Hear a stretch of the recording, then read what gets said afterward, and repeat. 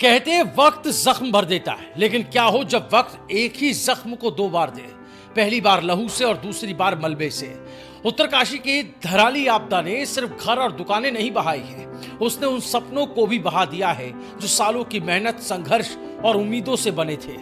9 मई 1991 पंजाब में आतंकवादियों से लड़ते हुए राजेंद्र मोहन भंडारी आईटीबीपी के सिपाही 28 साल की उम्र में शहीद हो गए। घर में उस वक्त 2.5 साल का मासूम बेटा मनोज और 21 साल की पत्नी कुसुम लता थी। पति का चेहरा याद रखने लायक उम्र नहीं थी, बस तस्वीरें थी और एक अधूरी कहानी जिसे मां ने अपने संघर्ष से आगे बढ़ाया। पति के जाने के बाद कुसुम लता ने अकेले बेटे को पढ़ाया लिखाया, हर मुश्किल, हर ताना, हर आर्थिक तंगी को झेला और आखिरकार 2011 में मनोज आईटीबीपी में उप निरीक्षक फार्मासिस्ट बन गए। देश सेवा की ड्यूटी निभाई, मध्य प्रदेश से लेकर मातली और लद्दाख तक। लेकिन 2020 में एक फैसला लिया, बीआरएस लेकर घर लौटने का, ताकि मां के साथ रहकर उनकी सेवा कर सके और अपने इलाके में कुछ नया करके दिखाए। मनोज ने सोचा क्यों ना अपने उत्तरकाशी को ही पर्यटन के नक्शे पर और चमकाया जाए। मां की पेंशन के एवज में बैंक से 50 लाख का कर्ज लिया।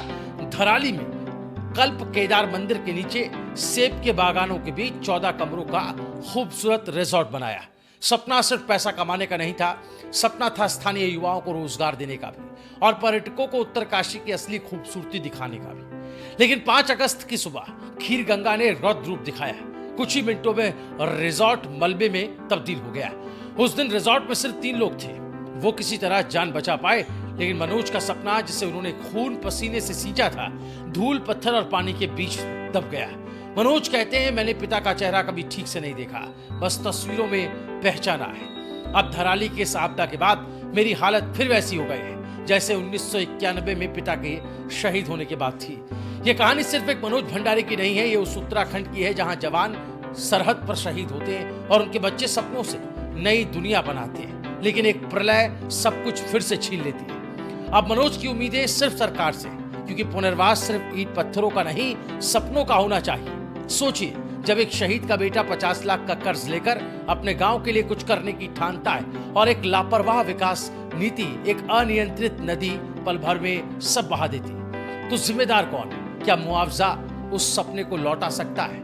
क्या राहत सामग्री उस अधूरी तस्वीर को पूरा कर सकती है जो मनोज के दिल में हमेशा रहेगी? पिता की ओर, अब रिजॉर्ट की। धराली की तबाही एक प्राकृतिक आपदा नहीं है, बल्कि एक चेतावनी है कि हम अगर प्रकृति से छेड़छाड़ करते रहे तो आने वाली पीढ़ियों के सपने भी यूं ही मलबे में दफन होते जाएंगे।